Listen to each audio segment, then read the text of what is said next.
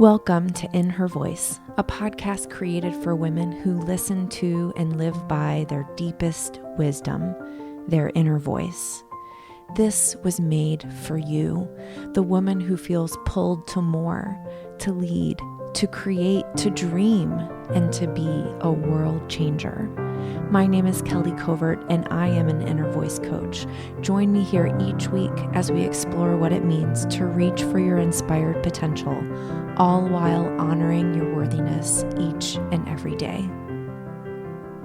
Hello, everyone. This is Kelly Covert, and you are listening to In Her Voice. Thank you so much for being here. Thank you for sharing your space and your energy and your day with me. It just makes me so happy to think of you guys plugging in, putting your headphones in, and listening to this podcast and to my amazing guests. And today I have a return guest. Mary Shores is here to talk about the power of words. And I love this topic. It's so fantastic. It is so fantastic. And she has some really great tools, tips, and strategies for you guys to work on changing the way you talk so you can change the way that you feel. It's really, really powerful stuff. And before we get to the interview today, I just want to let you know about my newest way to work with me. I'm so excited about this. It's called Inner Voice Coach in Your Pocket. And it is a completely new way of coaching with me. And it utilizes Voxer. So if you're unfamiliar with Voxer, it's this great sort of walkie-talkie app where you can leave each other voice messages. And you can listen to them live, or you can go back and listen to them later. And I have started using this with my coaching clients in conjunction with a 30-minute live video call every month, and then just daily Voxer support. And this is so cool. I mean, the people that are using this, my clients that are using this, are making huge discoveries. They are listening to their inner voice. They have that accountability daily to touch in with me. And at the same time, they're discovering so much wisdom that they have inside of them already just through using Voxer and having me on the other side of that, holding them accountable, asking the right questions, and reflecting back what I hear them saying. And really, that is my superpower. That is what I'm really, really, really good at. And I want to use my superpower to support you and to serve you.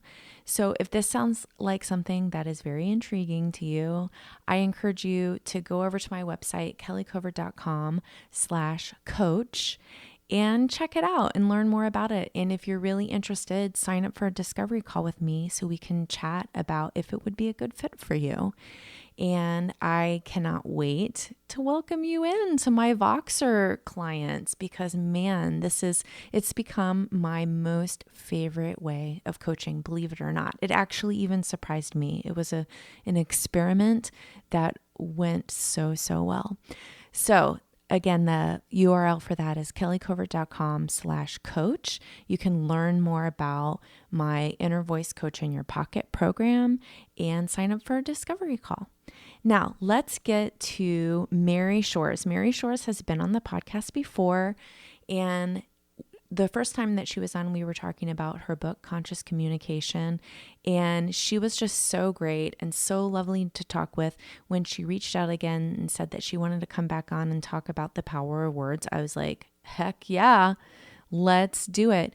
So since you guys know her already, I am going to just jump right into the interview with Mary. Mary Shores, I'm so excited to welcome you back to In Her Voice. Thank you so much for being here. Yeah, I'm happy to. I had such a great time on your show the last time. Yeah, me too. And we booked in quite a while ago. And so when I saw you on my schedule, I was like, that's right, Mary's coming. And I'm really excited today to dig into what I consider to be your amazing expertise in talking about the power of our words. So I thought maybe we could start with just, when we talk about the power of your words, what does that even mean? Well, in some ways, it's really the heart of it all. There's an aspect of our power to manifest that a certain, there's so many things that go into it when we're talking about like how and why we create our reality. And I know on the last show, I'm not sure the episode number actually, maybe I do know it, but if anyone wants to know more about like the neuroscience or the subconscious part of it, I invite them to go back to the episode called The Science of Personal Development with Mary Shores that aired on May 30th to get some great background information on this. So For what sure. there's like these. I'll just say that's episode 106, and we'll link to that right in the show notes. So you guys can go right back and tag into that if you haven't listened to it already. Awesome, because we really dove very deep into that episode. It was a great episode. So the chunks of things that are important when we're talking about how and why we create our reality, one of them is words, one of them is thoughts. There's also feelings and how we're taking action, and of course there's much more to it, but in a lot of ways, your words will influence the other sections of the manifestation puzzle because your words influence your internal drive, and words are also very revealing to what your thoughts, beliefs, and emotions are. So, like, there's a very different flair that you feel when you're talking to yourself in your mind. Like, I'll just say I call my inner voice sometimes the tyrant. And the tyrant is the person who lives in my head who's just constantly running amok with really negative abuse. Like, if this tyrant was a partner, I'd probably break up with them. Do you know what I mean? Yeah. Yep. So it's like, it's this punishing, crippling voice that is always telling me that I'm not good enough, telling me that I'm unworthy, and telling me that I really can't do the things that I want to do. And I think that this voice comes about from traumas that we've suffered because our bodies are like libraries and they store everything that's ever happened to us. And so when we haven't processed through some things that have happened in our past that create these belief systems and thoughts in the first place, they will manifest in our mind as these negative thoughts. And these negative thoughts in many ways are like directed toward ourselves personally. Like, you would never talk to your best friend the way that you're talking to yourself. Yeah, I say that all the time. When I hear people talking about themselves that way, I will actually say, please don't talk about my friend like that. And they give me this shocked look. But, we do it so often to ourselves, we don't even recognize how damaging it is.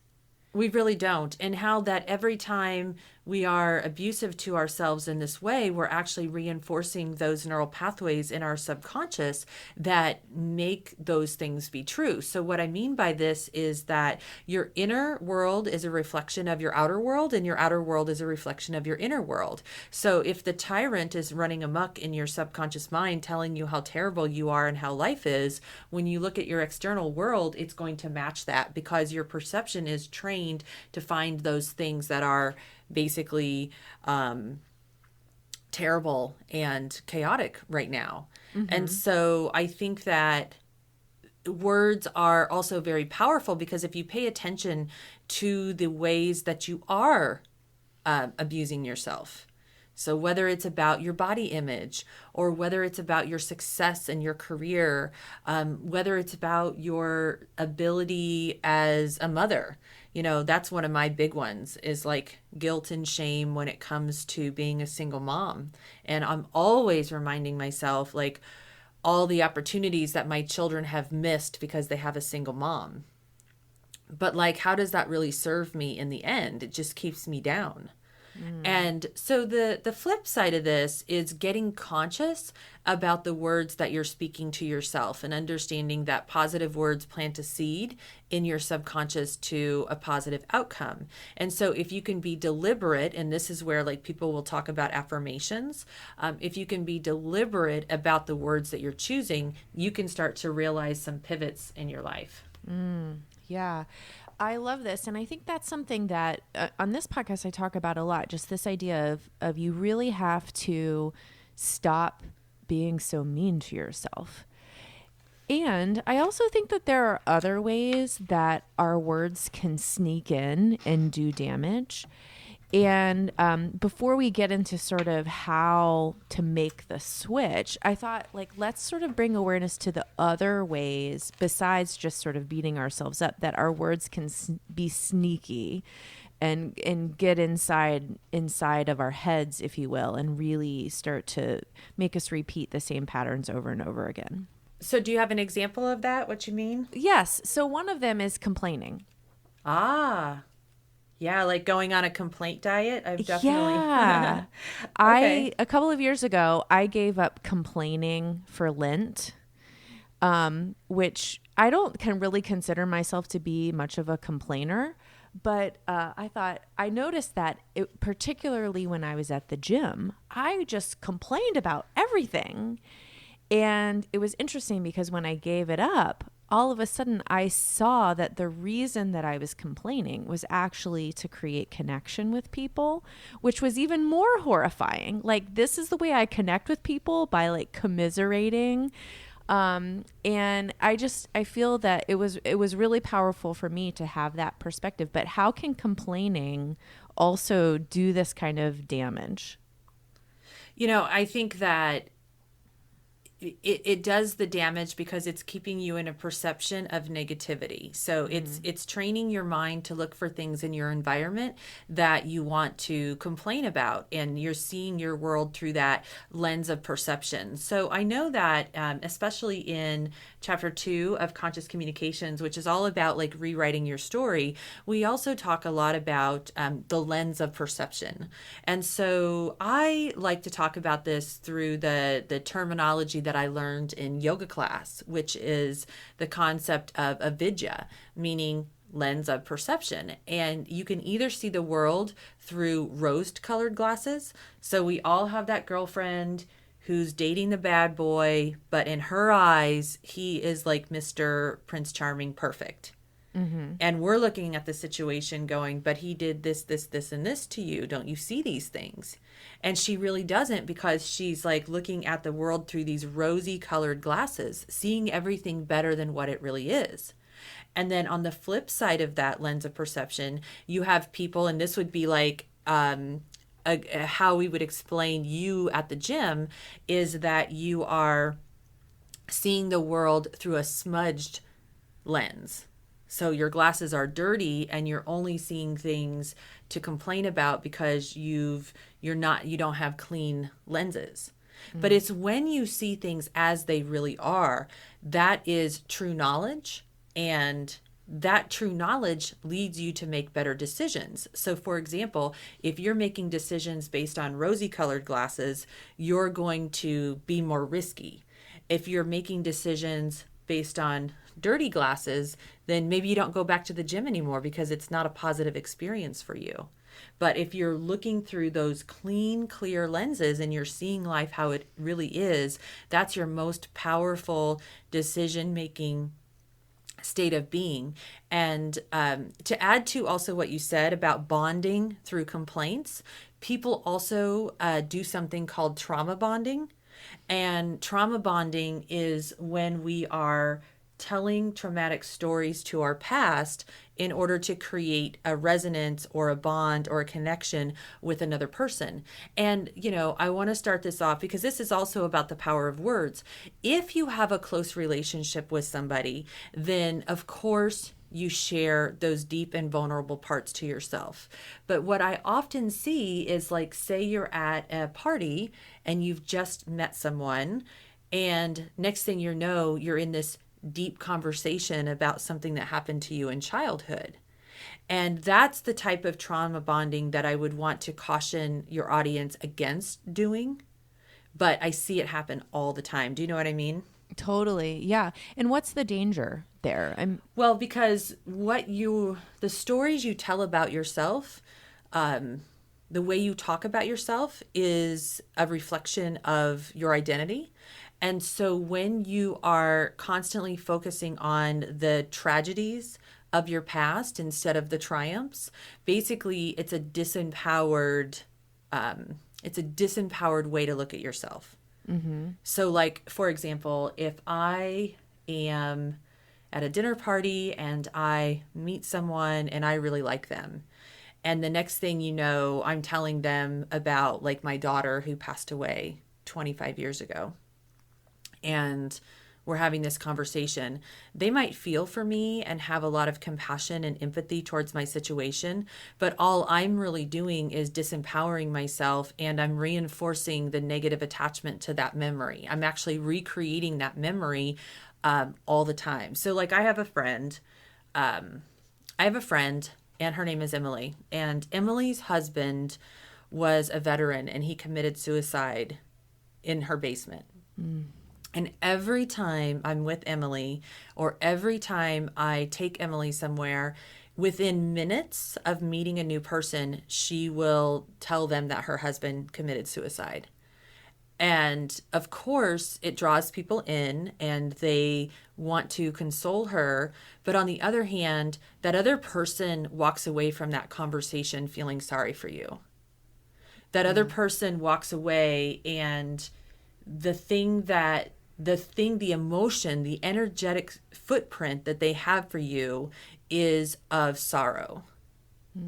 And so what I'm saying is those stories are best kept until you have a strong relationship with someone.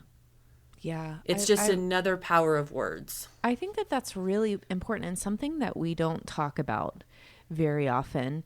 And I mean, there's so much out in the world about being transparent and being vulnerable. And I think all of those things are good. But the key piece, like you said, is you have to develop trust around that before those stories are ready to be told.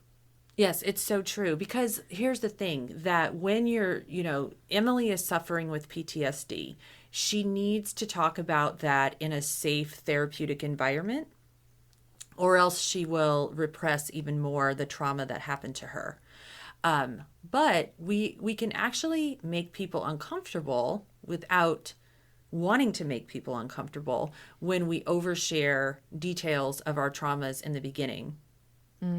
And that, if you find yourself doing that habitually, I would find a good way to seek out therapy, whatever that therapy looks like for you, or to work on those things that have happened in your past in a private manner. Now, how do you correct this behavior is when you're meeting someone for the first time, or you're sharing parts of your life, really all it takes is focusing on the triumphant parts of your story more than you focus on the tragedies. So like I will talk about the fact that I, started a business when I was 24, and I created a killer revolutionary communication strategy that I teach all around the country.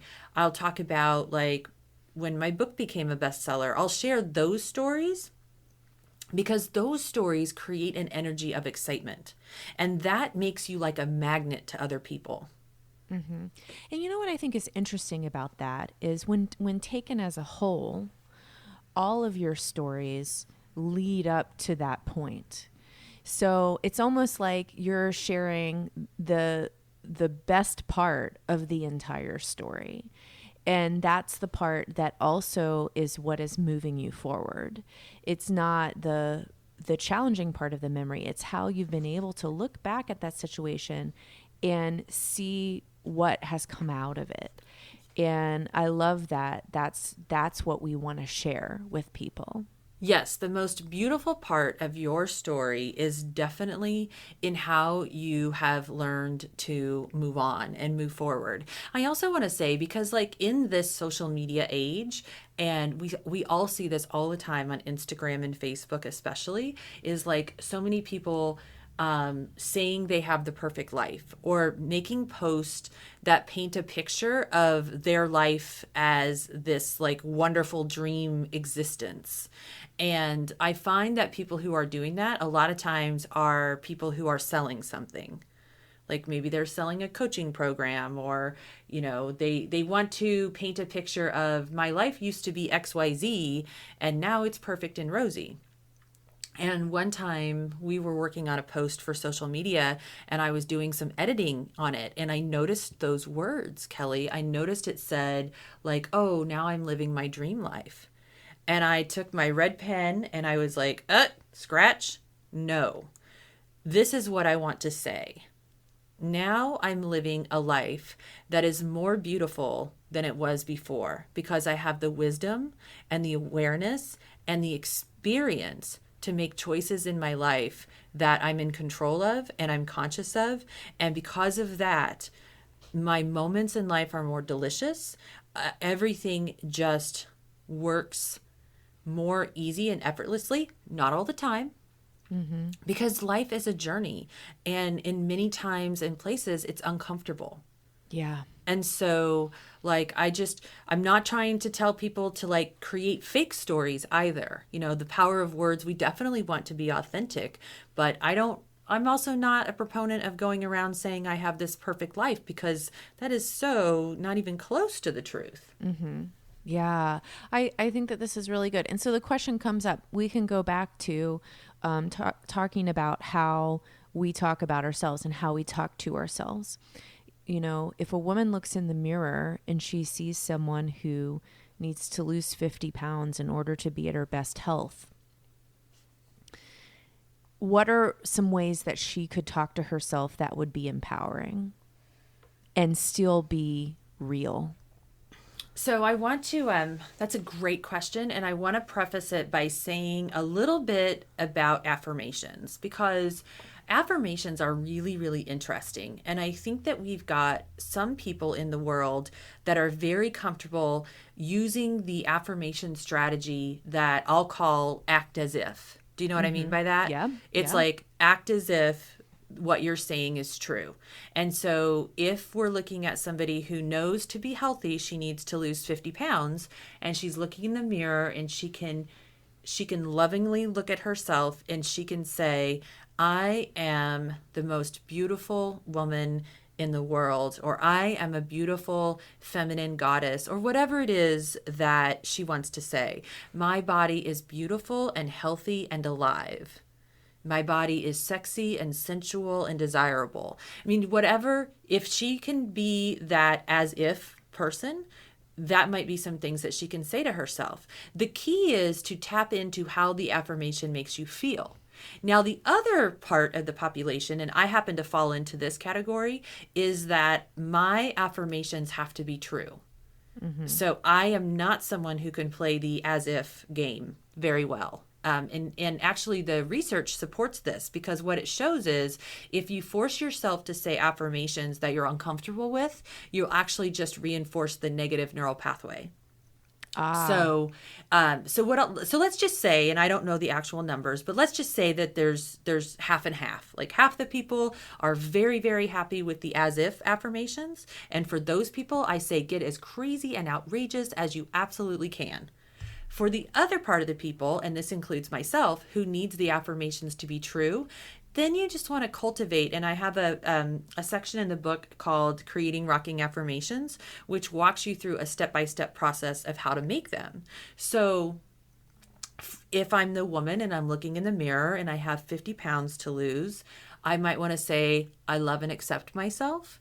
I know I might wake up and say, I have the discipline to make change. I can change.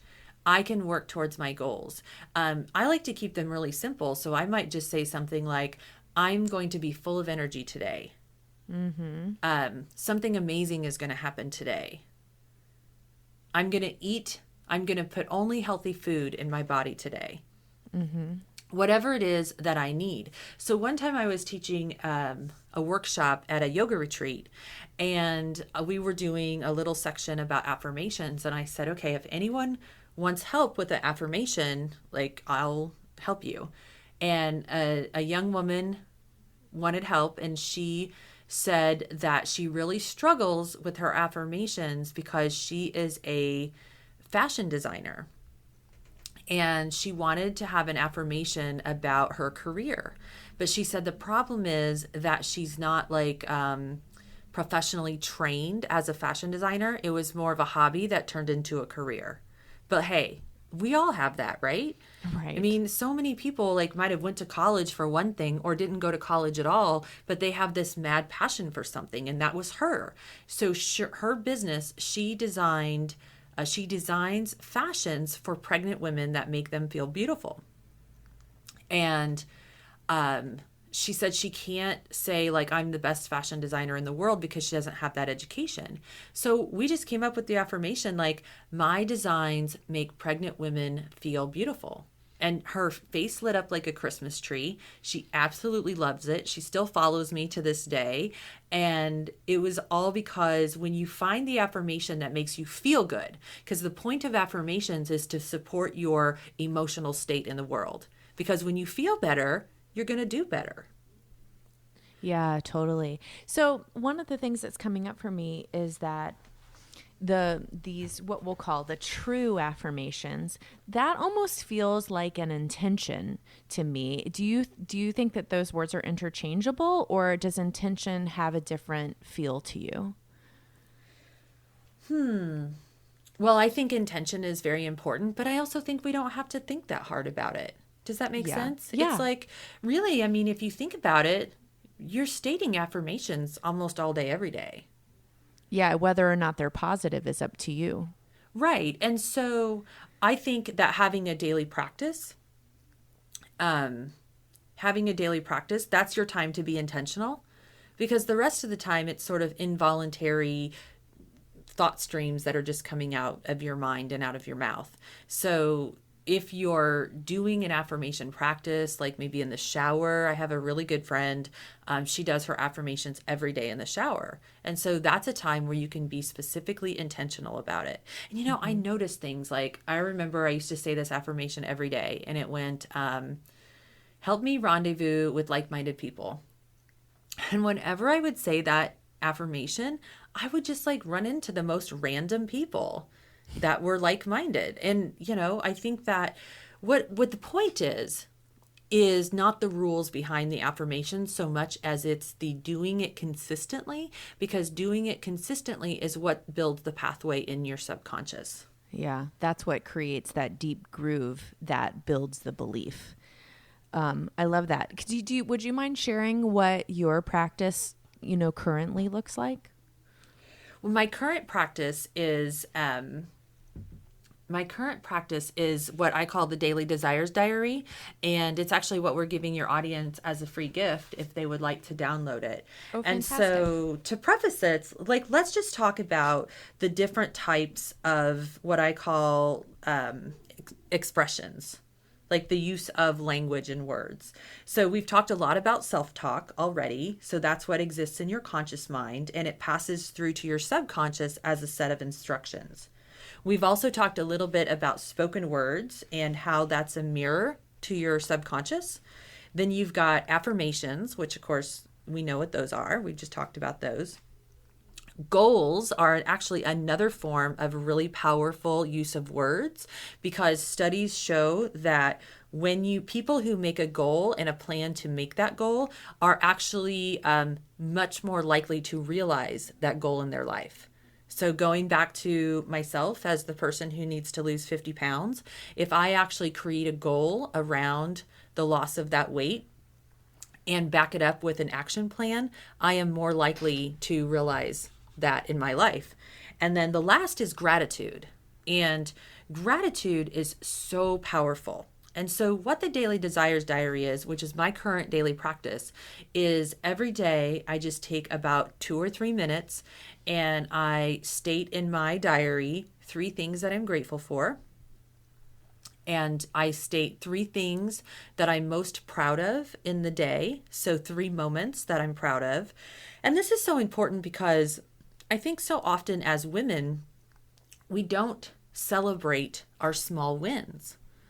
We don't celebrate the things we did right. And oftentimes, actually, the research shows that women, when they accomplish something really big, will not take credit for it, or they'll claim that they got lucky instead Mm. of, now, when a man does that, he does not do this. He fully takes credit for his successes in life. And so if you take the time to every day come up with 3 moments that you're really proud of. This will reinforce the strategic thinking centers in your prefrontal cortex, which actually helps you create even more success in life. And then the third part of the diary is 3 things you desire. So every day I take a moment as part of this daily practice to say, what are 3 things I'm really desiring in my life right now? Whatever they are, because there's no judgment either. And those celebrations of the wins, they don't have to be big things. Like sometimes I make the joke, like I can just be proud of myself because I didn't like have road rage that day or something. Right. Or I didn't lose it on the coffee girl. Or, sometimes it's just, I was able to control myself and not have a meltdown. That's perfectly fine. Yeah. Yeah. I love this idea of celebrating wins, and it's something that I am trying to do more of in my life. In fact, it's interesting that you bring this up because just before we got on, I was doing sort of a weekly recap for myself, which I've tried to start doing every week. And one of my questions is, what were my wins? And, like one of my wins literally was going back to bed after my kids went to school, because I was tired and because I needed some more rest, and I knew that. And that when I celebrate that win, then it just feels so different. Like I could feel guilty about that. I could make something mean, something be wrong with that. But I decided instead to celebrate it as me listening to my body. And that feels so different. And, it feels like not all of the wins have to be like I made $2,000 or, I got a promotion or whatever. It can be these small moments of just acknowledging that we're taking care of ourselves. I love that. That is a perfect example of what I'm talking about because, first of all, it is a big deal to allow yourself to go back to bed. Right. Especially when you have kids. Yeah, because wouldn't it have been just as easy to down a cup of coffee, get yourself over that little hump of tiredness, and try to force yourself to be productive throughout the day? But instead, you listen to your body. You're like, I'm going to get some rest. You did that. And I have a feeling that you felt amazing the rest of the day. 100%. And it was, I think I was able to get so much more done that day because I got that extra hour in bed after my kids went to school. And it's funny because I didn't even tell my husband. Like normally I would tell him like if I did something like that, and like there was part of me that felt like strangely guilty about that. And today I was like, you know what? I'm just going to let that go because that's exactly what I needed in that moment. And like, how great is it that I have a life where I can do that if I need to do that? Like, that's amazing. And so it just felt like a really big win, even though it was kind of a small thing. So I love this daily desires diary. And you know what I'm thinking, Mary, even while you're telling me this, like for those of us who are parents, this would be a great thing to do with our kids. Oh, absolutely. So easy. The power of training your children to this type of mindset. Like my son, who is only 17 years old, he is so wise because I think he just got introduced to a lot of these concepts very early on in life. Mm-hmm. I love this. I mean, and it doesn't take long, and it's something I think to get your kids started, you can do with them. And, really as a mom, that's kind of a way to create an accountability structure for ourselves to do this work. If we're sitting down and doing it with our kids, we're much more likely to do it for our kids often than for ourselves. So if we're doing it together, then it becomes something that we automatically do. I just love it so much. Thank you so much for sharing that with us. Oh, my pleasure. So let me ask you this. What were your moments to be proud of yesterday? Yesterday, I was really proud that I was putting some additional details and finishing touches on an online course that I'm recording right now called the Aspiring Authors Online Course. Mm-hmm. And it's really just all about proposal writing and how to write a proposal, because I think that one of my biggest desires is I, had that struggle of wanting to write a book for so long and really didn't understand the process or what was involved. And so I want to find other people who were in my same position and say, hey, do you want to write a book? This is your first steps. This is like, you need to write a proposal. You need to get an agent, like let them know how to do that. Cause I wish someone had done that for me. And so also it's just like perfect timing because in 2 weeks, I'm going to Toronto where I'm going to be giving a speech about writing. So I timed it perfectly so that I would like do this course first, that I would be more prepared for that particular speech. So definitely like proud of that. I'm also proud because recently, like maybe about a month ago, I had been suffering for a while with like some pretty severe exhaustion. And I had went and got some blood tests done, and it showed me like having a low thyroid function and low vitamin D and some other things. Well, I got on a thyroid prescription and some vitamin D, and I started to feel better within a few weeks.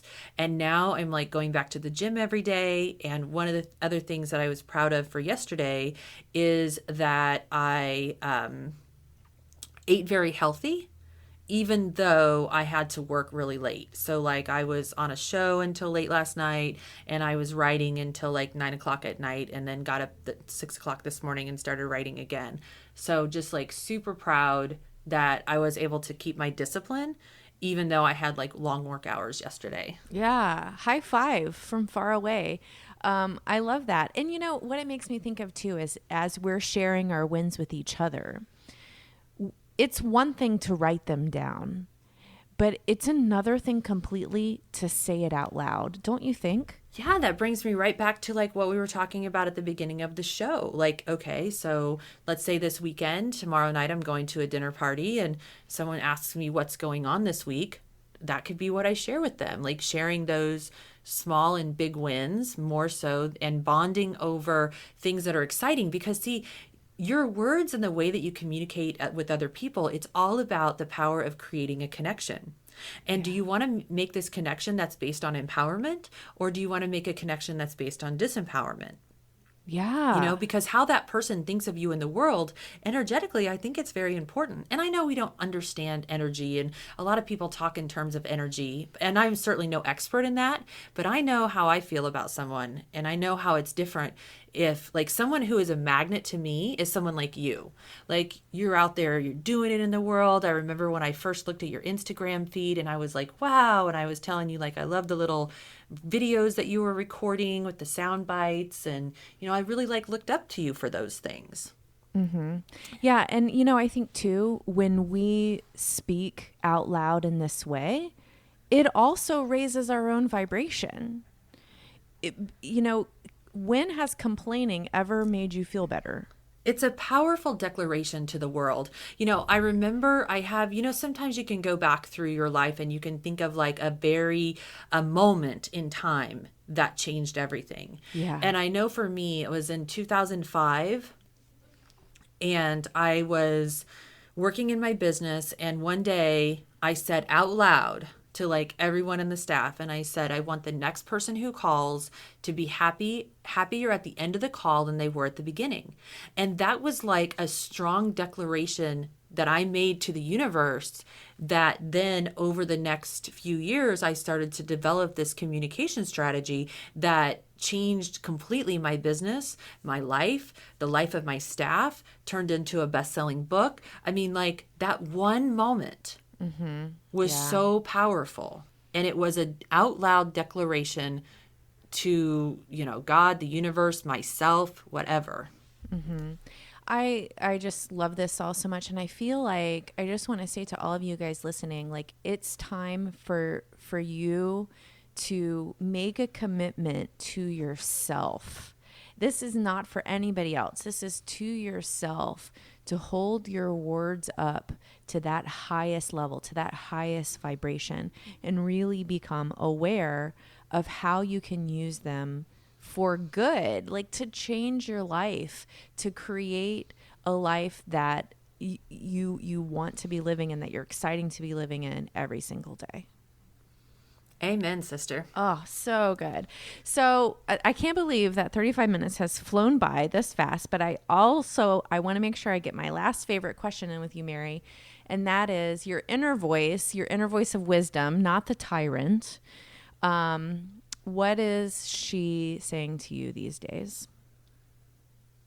She is telling me to put one foot in front of the other and like just let everything unfold step by step.